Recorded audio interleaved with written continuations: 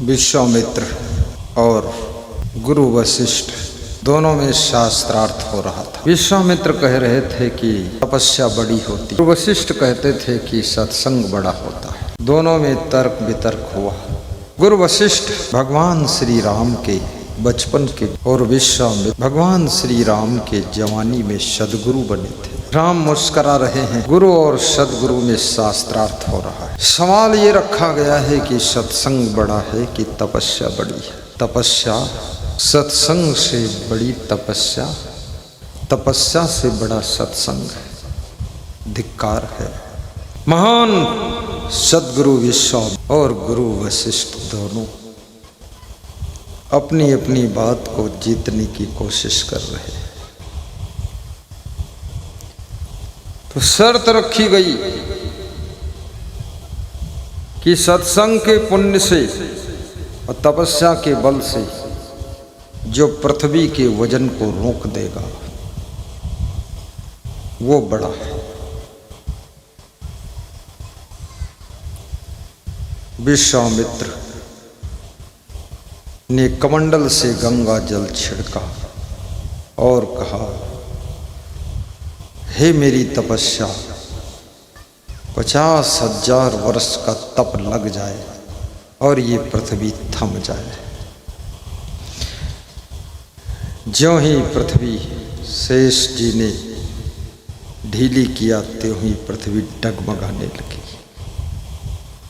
हाला डोला आ गया, भूकंप आ गया। पृथ्वी तुरंत शेष जी ने पृथ्वी को फिर संभाल लिया। अब गुरु वशिष्ठ का नंबर आया। गुरु वशिष्ठ ने कहा, हे राम, एक घड़ी का मेरा सत्संग लग जाए और ये पृथ्वी थम जाए।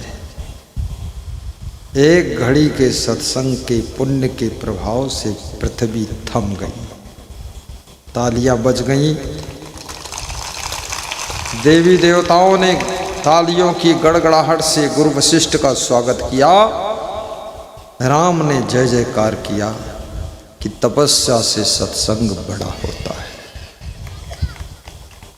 इसलिए जो सत्संग आप सुन रहे हो, तुम्हें तपस्या करने की जरूरत नहीं है।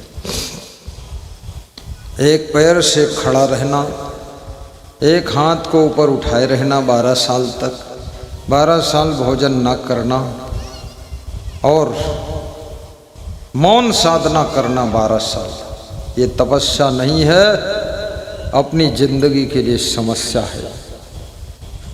ये अज्ञानता बस लोक में यश कीर्ति प्राप्त करने के लिए जीव करता है, बाकी इसे तपस्या नहीं कहते हैं।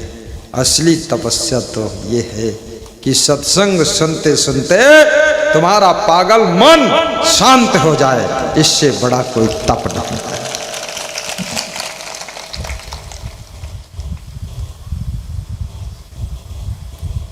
प्रथम भगति संतन कर संगा, दूजे रति मम कथा प्रसंगा। बड़े भाग्य पाई सतसंगा, बिनहि प्रयास होई भव भंगा। बड़े भाग्य पाई सतसंगा, बिनहि प्रयास होई भव भंगा। बड़े भाग्य से सत्संग मिलता है।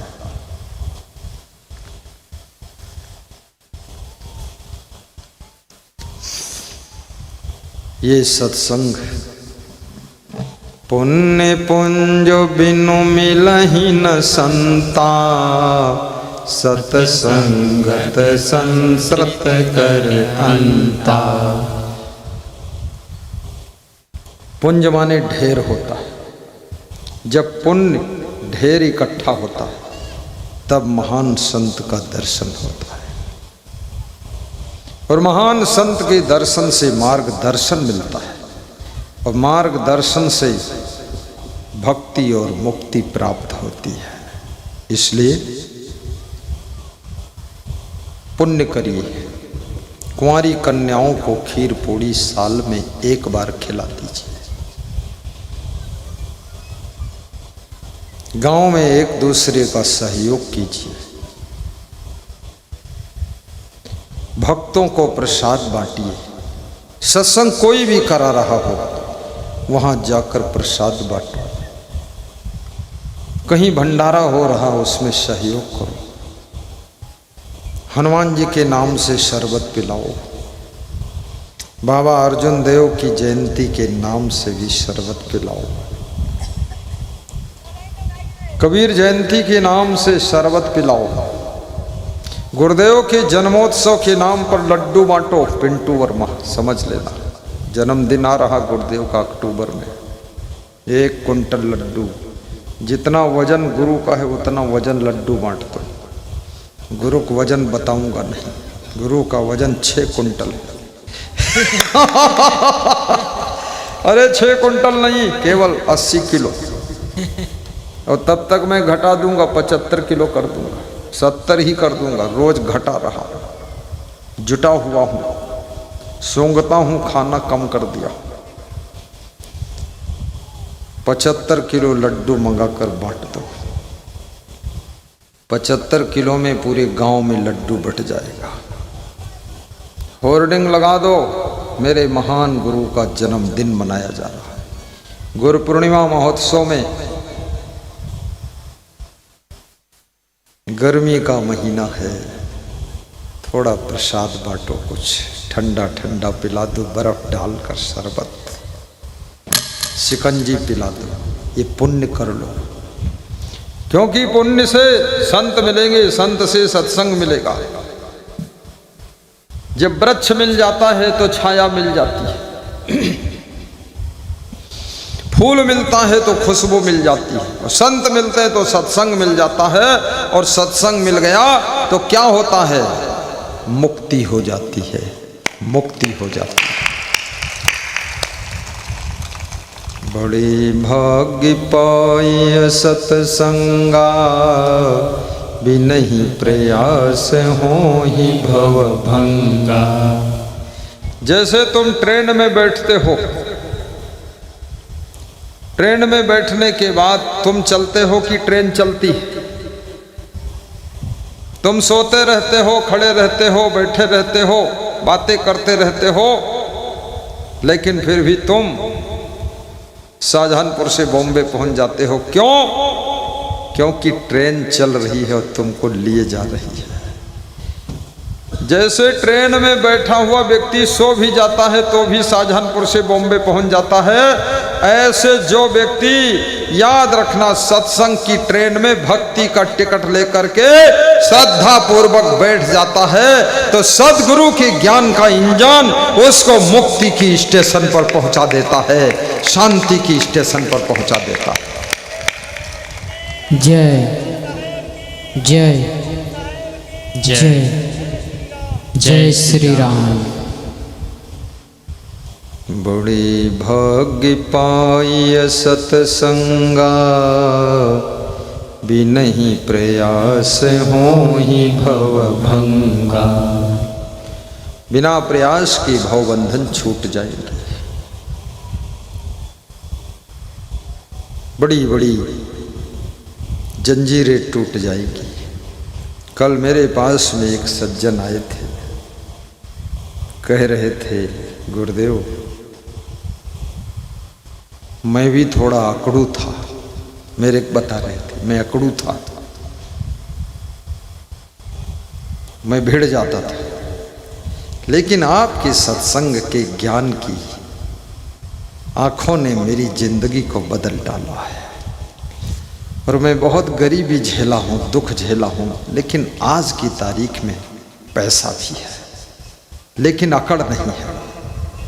अब केवल आपके चरणों की पकड़ है, अकड़ खत्म। वो इसी में बैठे सत्संग सुन भी रहे होंगे, अगर बैठे हो तो खड़े होकर बताएं कि मैं ही था। मेरे निवास पर मिलने गए थे वो, अगर हो तो खड़े हो जाओ मेरे लाल, शर्माना मत। सत्संग सुनते सुनते अकड़ खत्म हो गई। अकड़ू, सबका मन अकड़ू होता है, लेकिन सत्संग का ज्ञान सबको इतना विनम्र बना देता है, जैसे पानी जैसा कोमल बना देता है। पानी को चाहे कटोरी में रखो, गिलास में रखो, थाली में रखो, किसी बर्तन में रखो, सभी जगह एडजस्ट हो जाता है। ऐसे सत्संग तुमको विनम्र बनाकर सभी जगह एडजस्ट होने की कला सिखा देता है। और वही पानी जब बर्फ बन जाता है, ठोस हो गया, तो छेनी हथौड़ी से तोड़ा जाता है उसको। पानी है, जम गया, बर्फ हो गया, तो छेनी हथौड़ी चलती है, लेकिन पानी पर कोई छेनी हथौड़ी नहीं मारता है। याद रखना, अकड़ू बनोगे तो छेनी हथौड़ी जैसी चोट खाना पड़ेगा। अगर पानी जैसे निर्मल और विनम्र हो गए तो कभी छेनी हथौड़ी की चोट नहीं खाना पड़ेगा। हर व्यक्ति तुमको अपने भीतर समा लेगा। चलना संभल संभल के, चलना संभल संभल के, माया नगर यही है। 2 दिन की जिंदगी में, ओहो, 2 दिन की जिंदगी में मत दाग तू लगाना। चलना संभल संभल के, माया नगर यही है। चलना संभल संभल के, माया नगर यही है। जब बहू घर में आती है ना पहली बार, तो झुके झुके आती है, और 1 साल के बाद फिर पूरे घर को झुका देती है। और सबसे पहले आक्रमण सासू पर करती है, और सासू को इतना झुका देती है, बिल्कुल धनुष बाण हो जाती सासू। बाण बहू बनती है, धनुष सासू बनती है।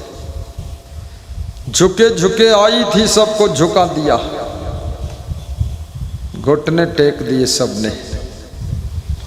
याद रखना, बहू की शोभा विनम्रता से है, और सासू की शोभा समता से है, और बच्चों की शोभा संस्कार से है, और बूढ़ों की शोभा संतोष से है। और याद रखना, नारी की शोभा पतिव्रता धर्म से है, पतिव्रता धर्म से।